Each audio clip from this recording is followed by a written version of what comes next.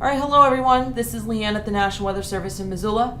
I'm going to walk you through the next several days worth of planning information regarding the weather and fire weather concerns. Here's a quick rundown. We're looking at Friday, still dry and unstable, and more notably, the strong thermal belts and terrible humidity recovery is expected tonight into Friday morning and then again Friday night. As we transition into a cooler and drier period Saturday and Sunday. And our confidence is still very high in this. We're looking at a high chance for wetting rains most places and much cooler temperatures and actually some much needed alleviation in many forms from this system. So smoke, dryness, heat, all of it will definitely be on its way out. And then next week, unfortunately, we do rebound back to warmer and drier for at least the first half of the week next week. But if we look out into the far extended, there is a potential for another cool and wet system, which I will get into the details of that in a bit.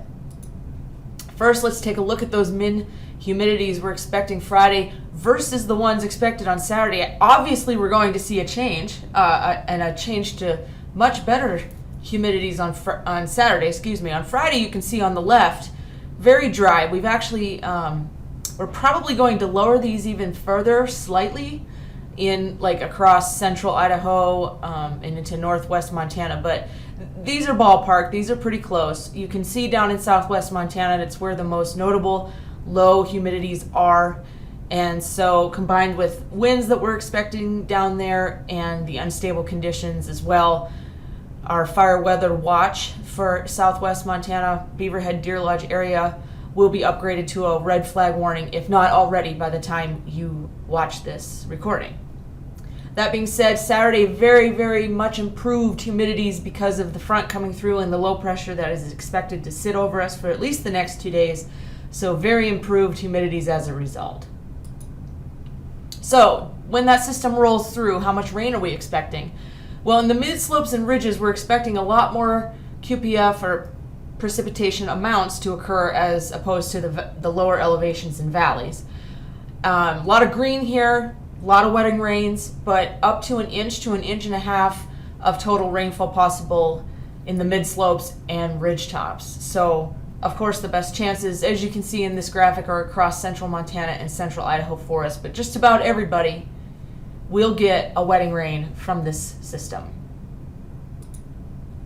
So early next week, we transition back into a ridge, and the red arrows here show that we're in southwesterly flow, which will bring smoke back to the area, but not quite as bad as we've seen. Of course, anytime we get into southwesterly flow, we do tend to be drier and warmer, so we are expecting that for at least the first half of next week.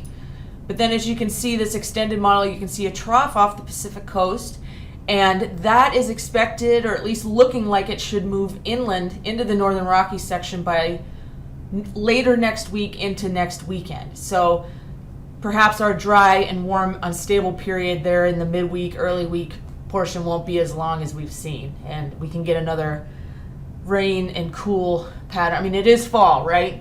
It's got to happen at some point, so we're crossing our fingers for that. Anyway, here's our weather threat matrix showing that basically Friday is the one day, and then things calm down quite a bit Saturday onward due to that cooler and wetter system keeping humidities up, winds low. But as you can see on Friday, just about everywhere is going to have to deal with some kind of wind. It will vary because of the amount of smoke that's going to keep things stable, but definitely dry across west central Montana, and then windy, unstable, and dry across southwest Montana. Again, most of that area seeing a red flag warning and critical fire conditions. That is it. We will see you on Sunday. Thanks.